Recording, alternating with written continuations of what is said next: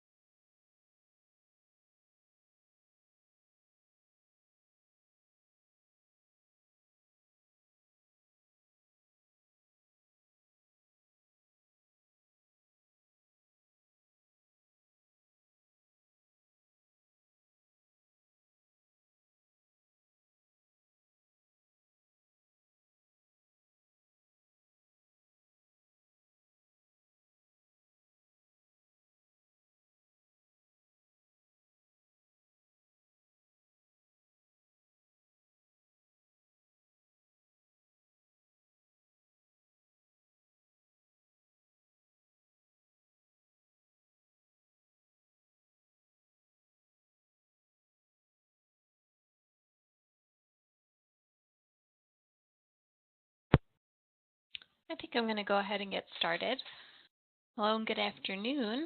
My name is Nicole Gallicchio. I want to start off by thanking everyone who's taken the time to be a part of this webinar today. We appreciate you spending the next half hour or 45 minutes with us, and we hope you get a lot out of this brief webinar. The topic of this webinar surrounds the recently published text, The Evolution of Meteorology, a look into the past, present, and future of weather forecasting. The direction for this webinar is to give a 360-degree view of the book and its chapters. Before we dive into things, I first want to talk a little bit about myself and the co-author, Kevin Teague. We both graduated from Stony Brook University with degrees in atmospheric sciences. Upon graduating, it became very clear to Kevin and myself that there was a glaring hole in the private sector in regards to accurate and more intimate weather forecasting for specific events or needs. Together, we decided to create and run our very own private weather forecasting company, Forecasting Consultants.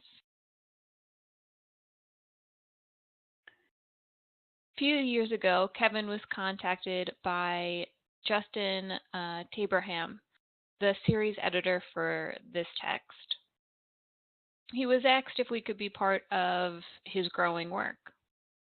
The first outline for this book was purposed to be part of almost a consulting type piece for other authors. As Kevin and I started to research and put together an outline for this text, we quickly realized that there was a gaping hole in information. We found that there was no concise, well-written, intelligent, educational text on the history of meteorology. Every other subject has a text going over the history of the subject, but not meteorology. We found this fascinating, but yet terrifying. We contacted Justin and explained the only way to fully talk about extreme weather was to be able to set up the reader with a flowing stream of information, showing the path of meteorology and where it is likely heading, both science-wise, involving actual atmospheric conditions, but also technology-wise, human interaction, and so on.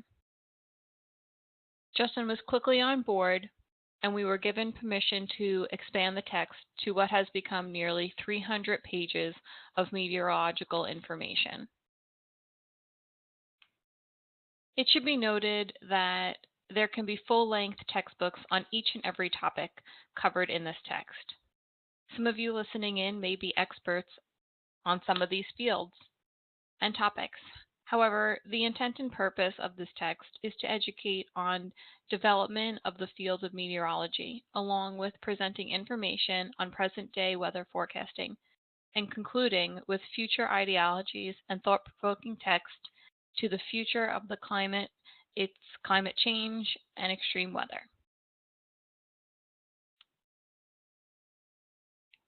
This text could be used as a possible new idea for a class, setting an educational building block in the field of meteorology, possibly even creating more interest in those who don't fully understand what meteorology is and how important it is to humans in the world each and every day.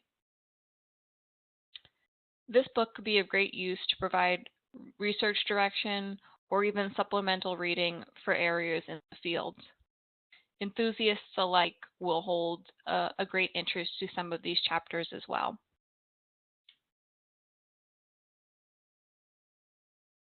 As we begin the discussion of the evolution of meteorology, I want to ask all of you to take note of any questions you may have and then emailing them following this webinar.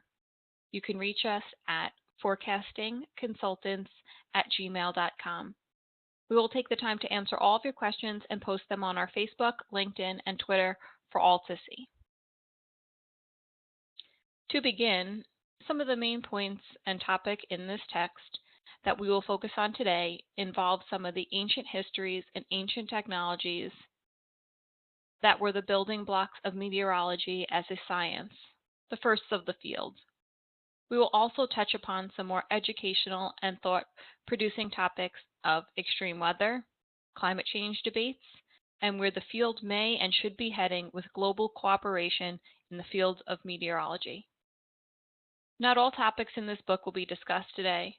You can find a thorough outline for the links for the book on our website. Again, you can also ask us any questions via email regarding further details.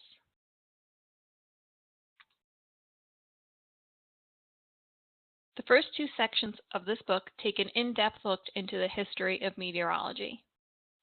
They cover the history from 3000 BC until present time.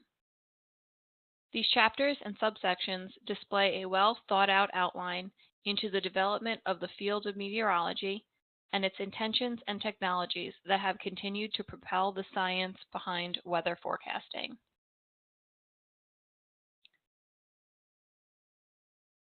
The first section is titled The Building Blocks of Meteorology. It surrounds the history from 3000 BC to 1400 AD.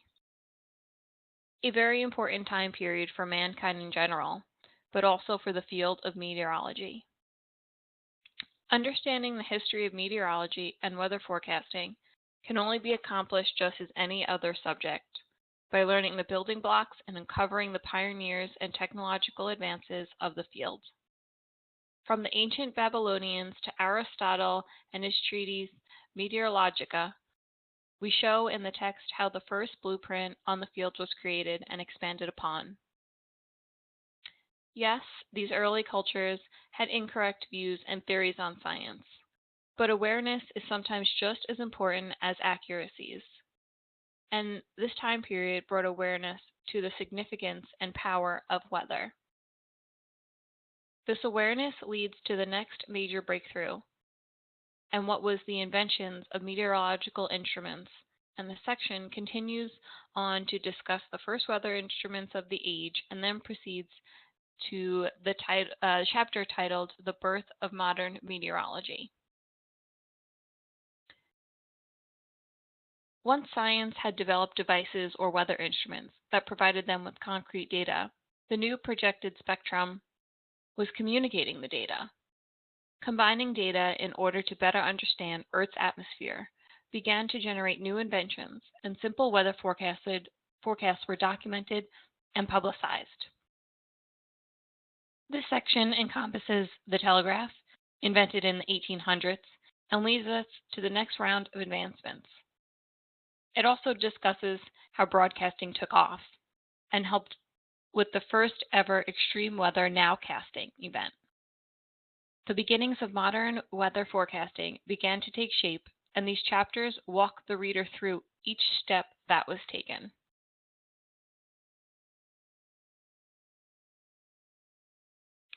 The early television, computer, satellite, and radar era fall in section 2.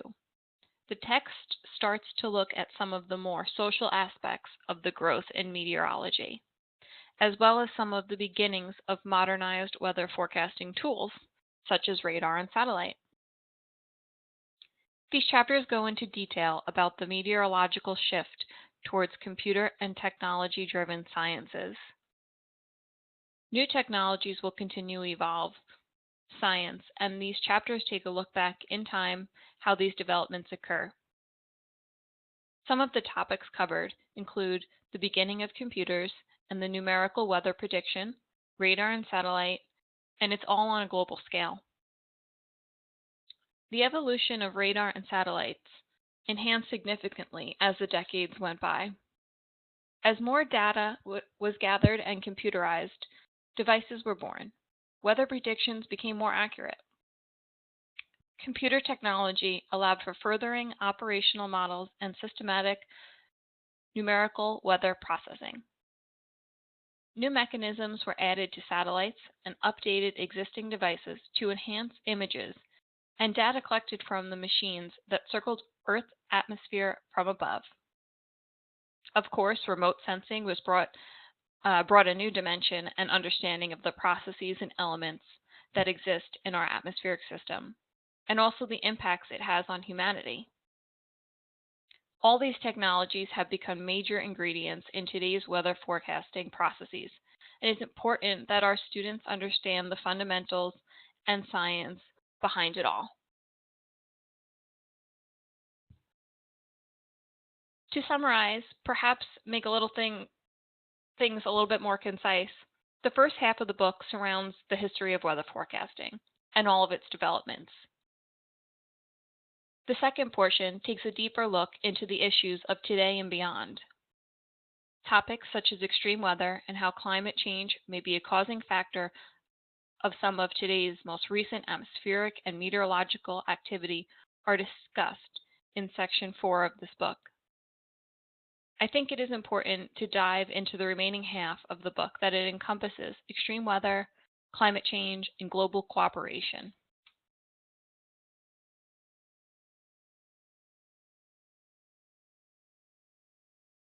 Arguably, the most important topic in the fields of meteorology and environmental science. Scientists have been covering major weather events and climate change for as long as the technology has been available. It is our belief that everything in existence has also tried to be in a state of homeostasis, creating a simplistic balance. Earth and its weather are no exceptions from this consistently working behavior. This text covers the controversial issues and provides a solid foundation for the continuance of these two topics.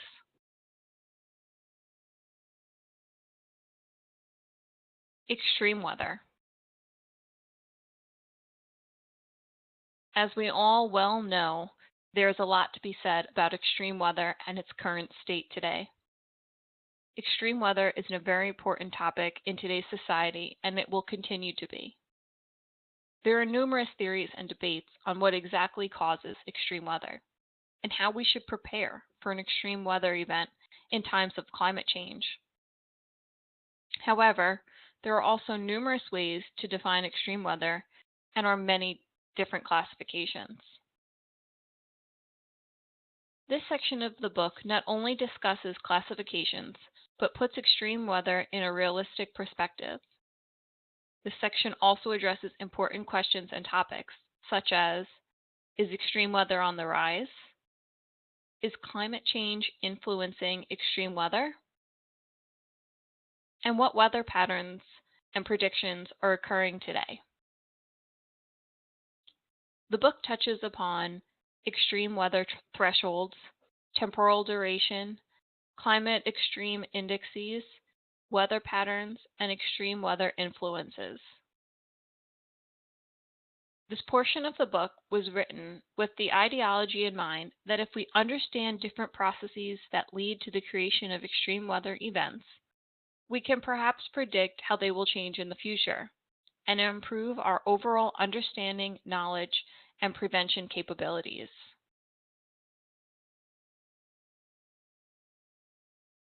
I'd like to give a little bit of a blurb that kind of summarizes a few of these chapters.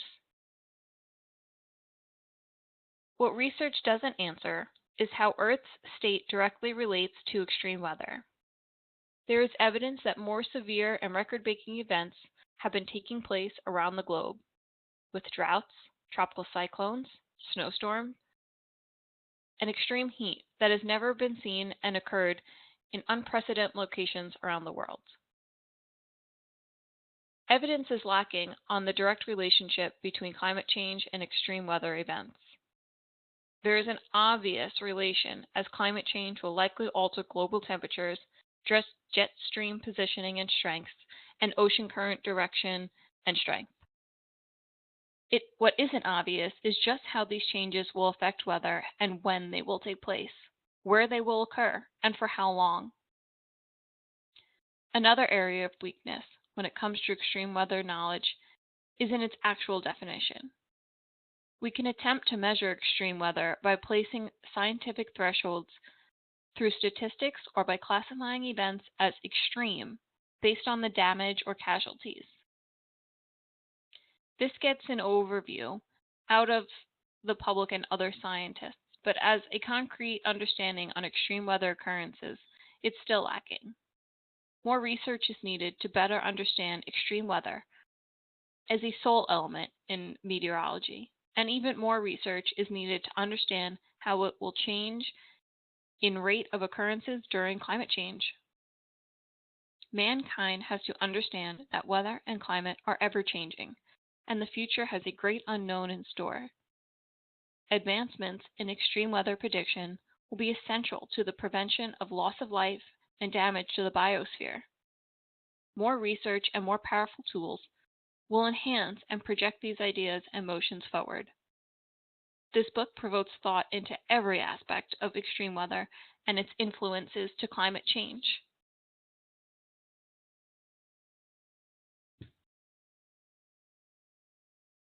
The climate change debate. We all know there is a debate out there on the effects, causes, and significance of climate change. The purpose of this section in the book was to present all the facts and materials at hand and to raise thought-provoking questions and ideas that may propel climate and meteorological science forward.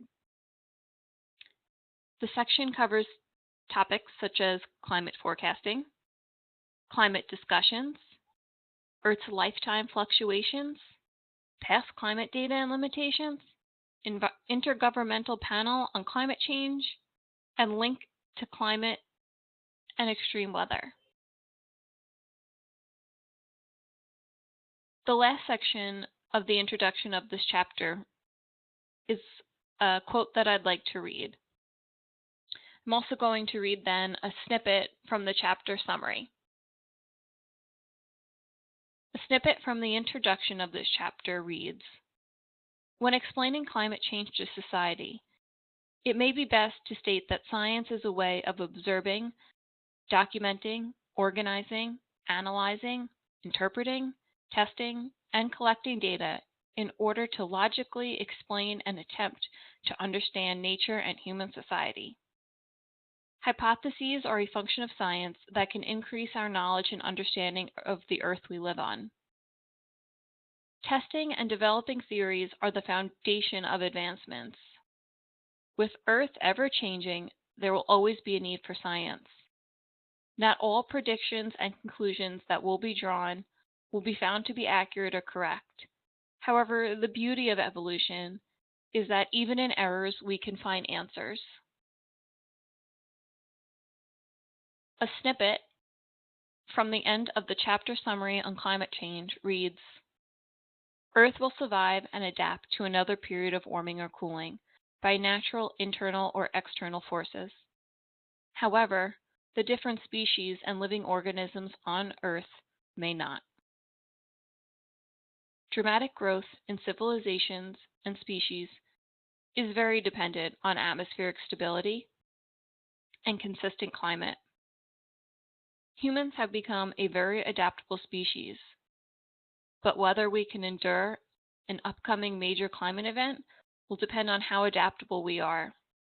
Bringing the world together to discuss possible solutions and theories is a great step that had to take place in order to get a better, more accurate understanding of this planet's climate."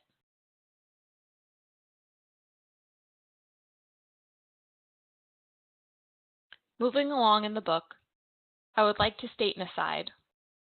One of my favorite chapters in Section 4 is the Additional Meteorological Impacts chapter. This chapter encompasses space weather, earthquakes, and the effect on climate change, weather and the effects on the human body, and other ideologies. This is an interesting and extremely thought-provoking chapter for all enthusiasts alike. It was a fantastic chapter to conduct research on, and I had the pleasure of interviewing several doctors in all different aspects of medicine. I also conducted research on the link between astronomical events and weather. I heavily encourage this chapter for all the enthusiasts.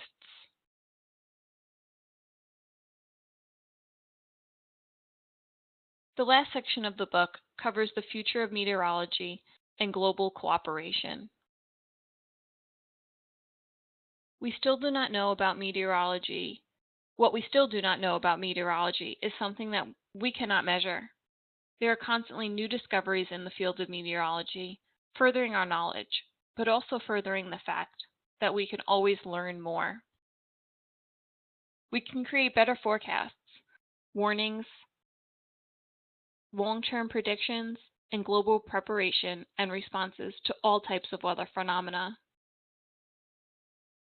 The future of weather forecasting is a booming science, and while advances occur within individual nations, it will take a global approach to expand and reach the masses. A common theme of this chapter is global cooperation, the coming together and pooling of resources, of research, of technology, and financially. It is key to the next phase in the development of meteorology. Whether due to climate change or extreme weather, through disaster management, technology growth, radar, satellite, and NWP advancements, or an increase in supercomputer technology, there are still areas of weakness and areas in need of improvement. However, with the most recent advancements and the planned advancements to come, there are signs of improvement. State-of-the-art technology has pushed the envelope of meteorology. These advancements can only occur if nations work together, fighting the common foe, and these chapters in the book go into detail in regards to technology, networking, and advancements.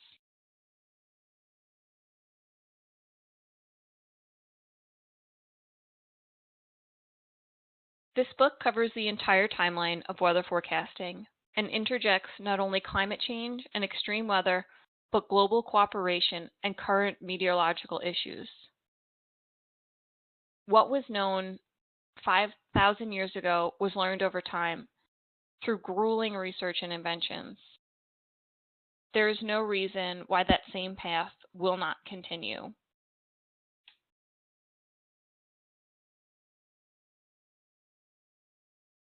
Science will continue to evolve, and meteorology is no exception. Ending the book with global cooperation was an important piece of this text, as it shows that the world has begun to come together. It shows the power that occurs when cooperation of all corners of the world takes place. While history is ever unfolding, and as technology never sleeps, part of this book will need slight updating as other texts. Recent political situations across the world may slow or speed things up, but time will only tell. But being connected to the outline of meteorology is something we feel is needed to help build and expand this amazing science. An important statement reads, "Weather has a daily impact on Earth, its environment, and the biosphere. Through continued global scientific research, in-depth understanding of the atmosphere, and adhering to evolution and adaptation, life forms and the environment can continue to thrive on Earth, despite weather and climatological changes."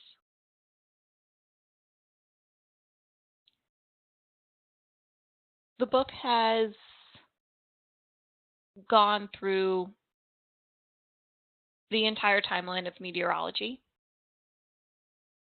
and brings into account not only the past, which is important, but today's present and the future.